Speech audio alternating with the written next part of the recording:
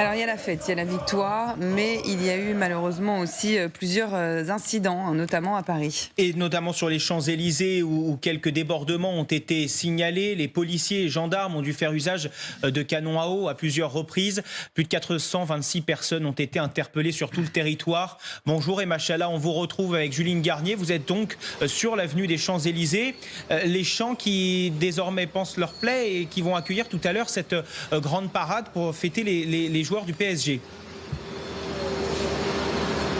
Tout à fait, cette avenue où on voit encore les signes des débordements survenus hier. Je vous propose de regarder ces images de Juline Garnier. Nous sommes ici devant un magasin de sport qui a été endommagé. Les vitrines ici sont fracassées. Il y a des objets disposés tout devant cette boutique et des cintres qui sont le symbole des pillages survenus hier par des dizaines de manifestants. Enfin, des rubalises ont aussi été installées pour sécuriser le périmètre. Ce périmètre des Champs-Élysées qui a fait l'objet d'incidents, notamment du point de vue du matériel urbain, des poubelles incendiées, mais aussi des abribus fracassés. Et ce n'est pas le seul point de la capitale qui a fait l'objet de dégâts. Le Parc des Princes également, stade historique du PSG. Tous les alentours ont fait l'objet d'émeutes et notamment des voitures qui ont été incendiées hier soir. Alors cette avenue des Champs-Élysées, eh bien, elle se prépare, comme vous l'avez dit, à cette fin d'après-midi. Des services de nettoyage sont en cours et des barrières métalliques sont en train d'être installées pour les préparatifs de la parade qui interviendra en fin d'après-midi.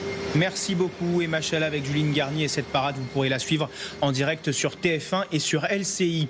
Et la fête a dégénéré à Grenoble. Une voiture a percuté la foule. 4 personnes d'une même famille ont été blessées, dont 2 grièvement. Le conducteur de la voiture aurait perdu le contrôle de son véhicule.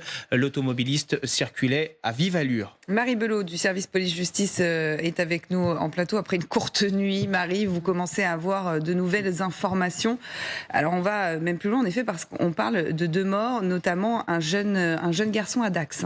Oui, c'est un bilan provisoire, mais effectivement le bilan est lourd puisque 2 supporters sont décédés en marge des célébrations cette nuit à Dax.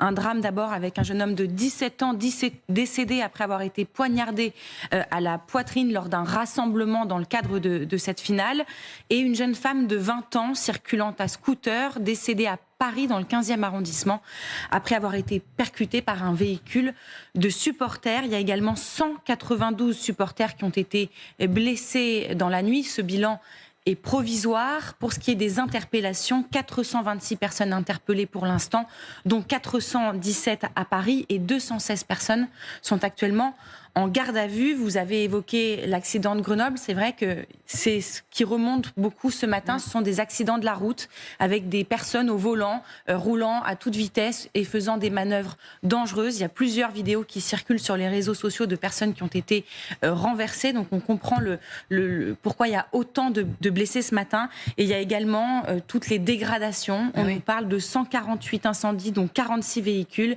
et plusieurs magasins pillés un peu partout en France. Voilà, et les forces de l'ordre qui vont continuer à être mobilisées aujourd'hui et cet après-midi, notamment donc avec cette parade qui est prévue sur les Champs-Élysées. Merci beaucoup Marie.